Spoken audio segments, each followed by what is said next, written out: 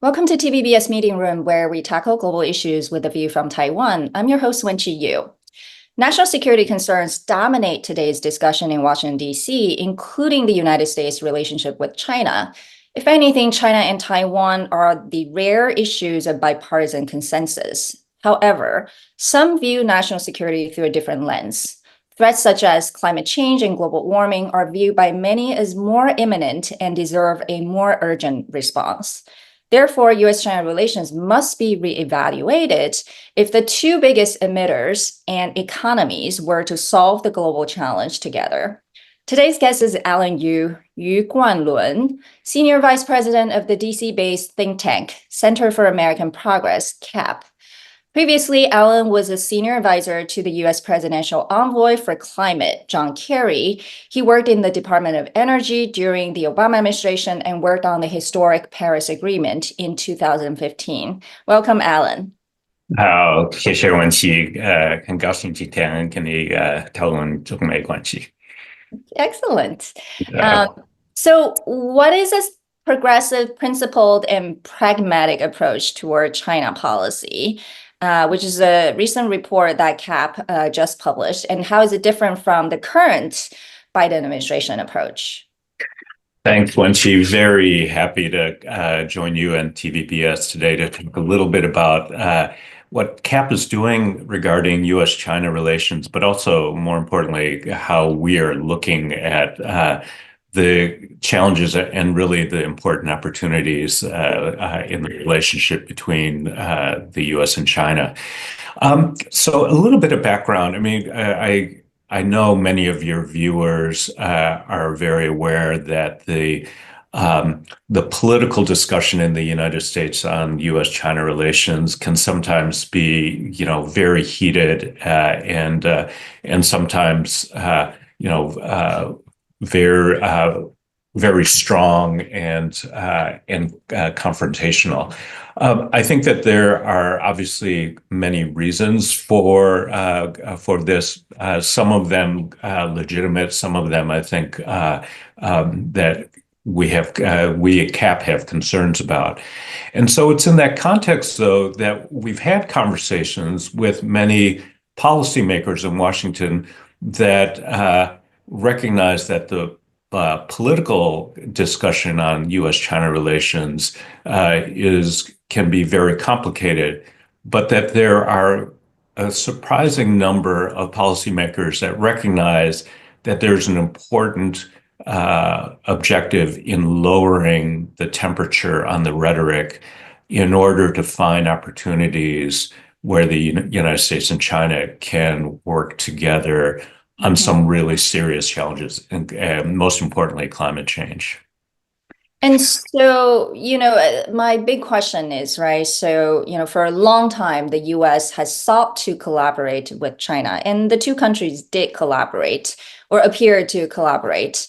And the more recent change of approach and tone moved from collaboration to competition. But it sounds like CAP still feels that there needs to be collaboration. So the question is, can the two ideas, the two concepts actually coexist?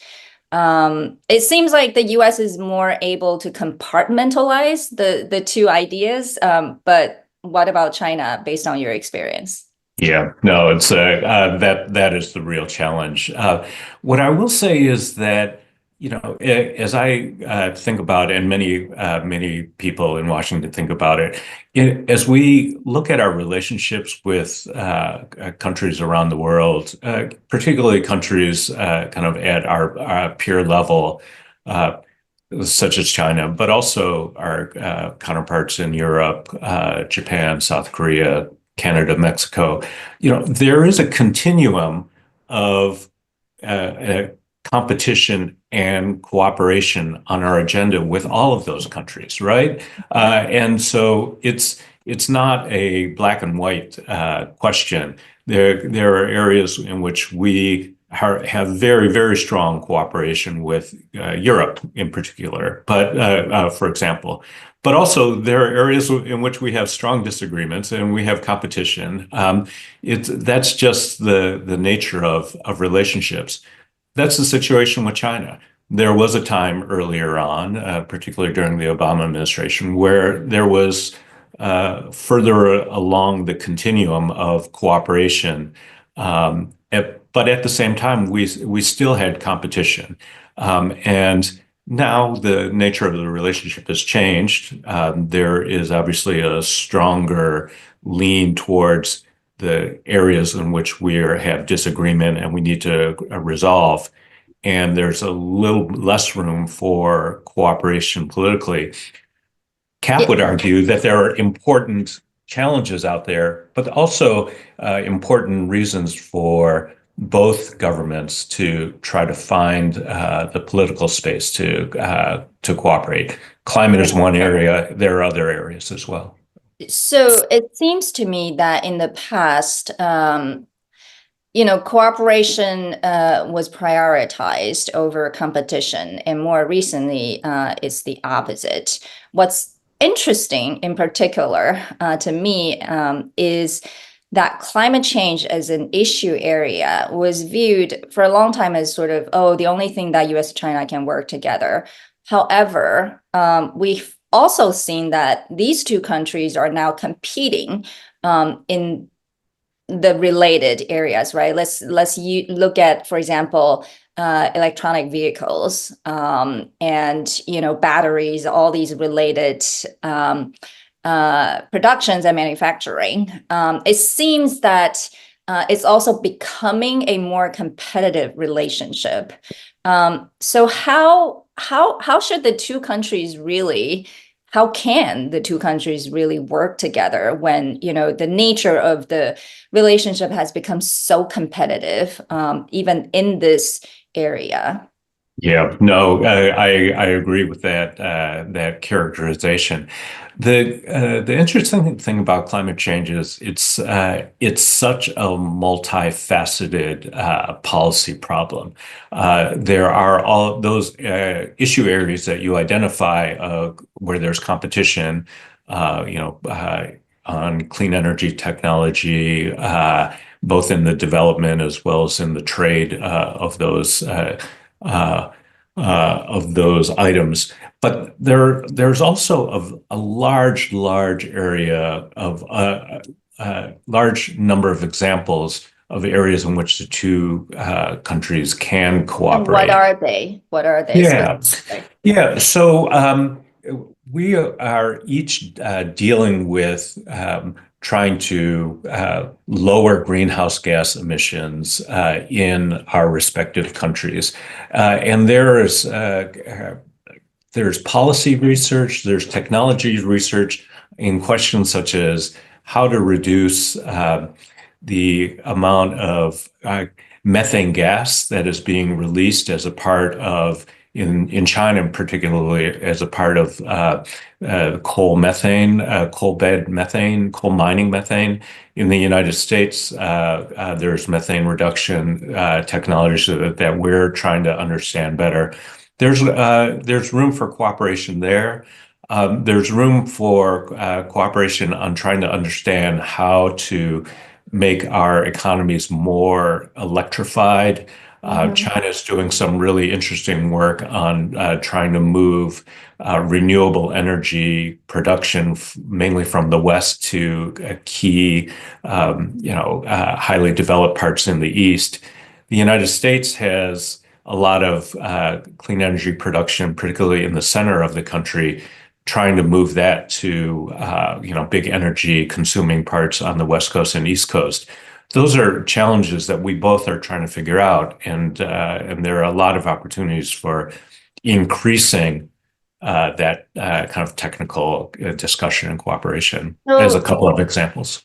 So one would think that for those technical areas and innovation, which the two countries, clearly are leading the world, that there shouldn't be concerns about national security. But even thinking about batteries, right, or EVs, in today's conversation, it's also become a national security conversation.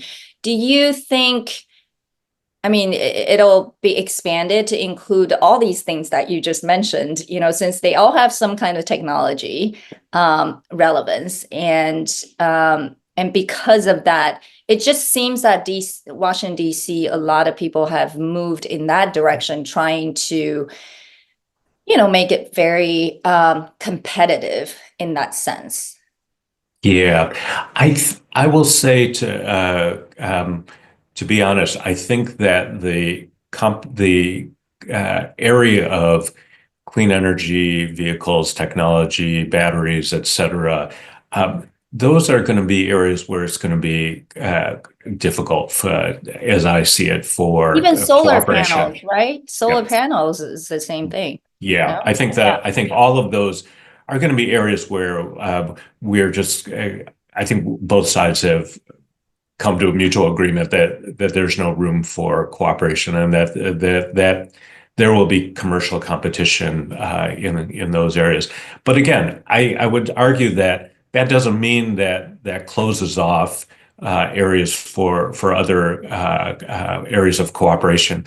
I mean, another example I would identify that the United States and China are not doing as much work on, and which they ought to try to find opportunities, is how to work together to deal with the climate challenges in third countries, particularly in emerging economies.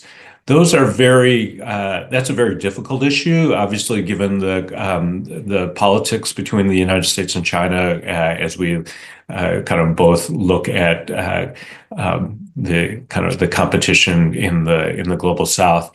But I think that there can be and should be creative minds that try to find opportunities in which we try to help these countries to make the changes that they're trying to make in a way that doesn't compromise at least the U.S. national interest. Yeah, I have to ask a question, since you also served, in the Biden administration, in the State Department, and Special Envoy for Climate's office. What was it like when it seems that our diplomacy with China, or relationship with China, was so difficult, while the objective of your office was to seek cooperation? Was there anything that you can share? Sure. Concrete examples that, maybe you were able to overcome the challenges, or, unfortunately, sometimes you were not able to succeed? Yeah. I will be honest. It was a challenging time, but nevertheless, I think that was there were examples there in which individual leaders can make a difference. As everybody well remembers, those first couple of years of the Biden administration, there were a lot of tensions in the U.S.-China relationship. But those tensions continue. I think that they're at a lower level. But at that time, the President Biden, recognized that there was an important imperative of keeping the U.S.-China engagement on climate going. And so that gave Secretary Kerry, I think, the instruction and the guidance to work with his counterpart, Xie Jinping, to keep the conversation going and to keep the discussion about how each country was going to continue to do what it needed to do domestically. And there were conversations about trying to keep up the cooperation dialogue. Those are more difficult, but at least there were continued conversations about what we expected of each other on domestic action. Yeah. And I think that, sort of a rare area of collaboration was also due to John Kerry's personal relationship with Xie Jinping over the years, right? And obviously both have retired. So now it's a new leadership on both sides. And with the change of administration, it's really hard to say if this will continue. Are you optimistic about that? Yeah, what I would say is this. I think that you can't replace the national government to national government engagement on climate. That's a critical channel, and I would say that subsequent to Secretary Kerry's retirement, John Podesta, who's the White House International Policy Climate Advisor, I think has continued that engagement with China quite well. He's had a long history of China climate engagement. So that transition, I think, was actually quite smooth. What I would say is that going forward, we'll obviously see what happens in the election. What I will say is that regardless of the election outcome, there are a number of strong U.S.-China channels on climate change that are going to continue regardless. I think the most obvious one is the strong engagement that the state of California has had with both the national government in China, but also with at the provincial level.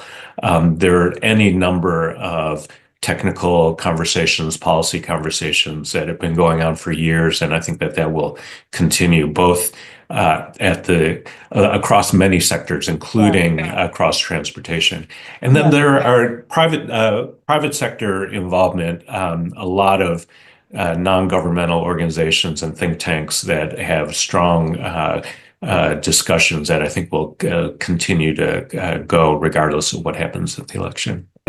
I imagine that those are continuing and will only increase. Mm-hmm, mm-hmm. Well, what are some of the other global priorities for the more progressive side of the political groups? We know that COP29, which is an annual UN meeting on climate change, is coming up. And are you aware of sort of, what are going to be discussed and what might be coming out as outcomes? Yeah.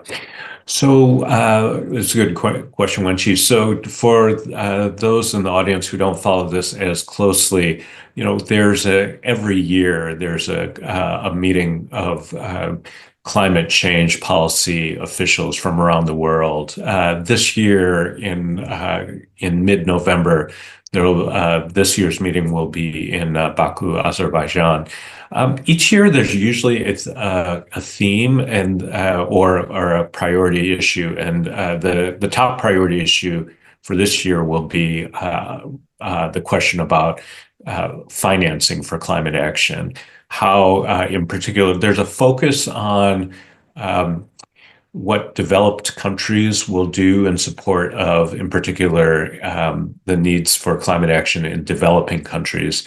One of the key questions will be not only the responsibility that the major economies have, but also the contributions or commitments that countries like China ought to make, given notwithstanding China's characterization as a developing country, and obviously has great financial resources to contribute to this important global challenge. And so that will be one of the big topics, and it's obviously a priority for the United States to make sure that China increases its contribution, not simply through the channels that it controls, but also as a part of the global architecture that's dealing with climate change. I'm actually very curious if there is a change of administration to a different party after the election. Do you think Trump administration will continue to participate in COP? Yeah, it's a good question.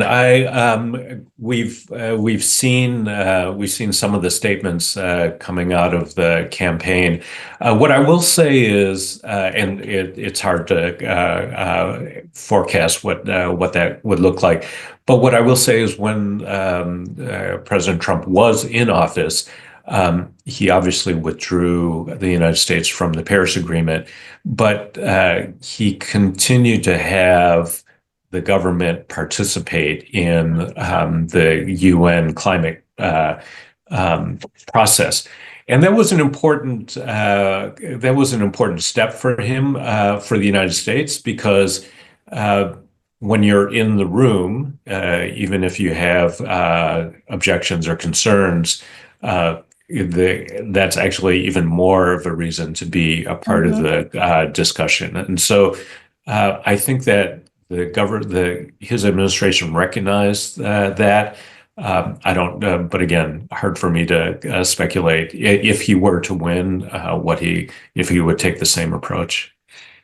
Well, lastly, obviously the election is on everyone's mind. So if there was a Harris administration, do you anticipate that it will continue much of the Biden administration's policy, especially on climate? Yeah, I think it's going to be interesting to see, obviously, what happens in the election. And what I will say is that, there is a lot of work that continues to need to be done coming out of these last 4 years in the Biden administration. Many people look at the Inflation Reduction Act, which is, basically a big climate change legislation that has driven a lot of investment, and including a lot of investment coming from Taiwan into the United States. But there is the legislation calls for tax benefits and policy incentives that last for 10 years. So I would contend that whoever the next president will be, that person will have to look at what the opportunities and requirements are coming out of the IRA, and will then have to make a decision about how strongly to execute on the implementation of it. I think that many people are recognizing, including in many parts of the United States that that are controlled by Republicans, that these are investments that are making strong positive benefits, both on the economic development and job side, but also in addressing climate. So I think it'll be an interesting question for whoever the next president will be. Yeah, it does feel that regardless of your politics, right? I think there's been so much investment resources poured into trying to tackle this challenge. And of course, everyone is experiencing climate change in real time. And so it would be very hard to discontinue a lot of the efforts on a systematic level. So with that, I want to thank you for joining us today to help us understand a different perspective on U.S.-China relationship, with a view of some of the global challenges that are very, very urgent, obviously, including facing the world, including Taiwan. So thank you, Alan. We hope to have you back. Take care. Thank you, Wenqi.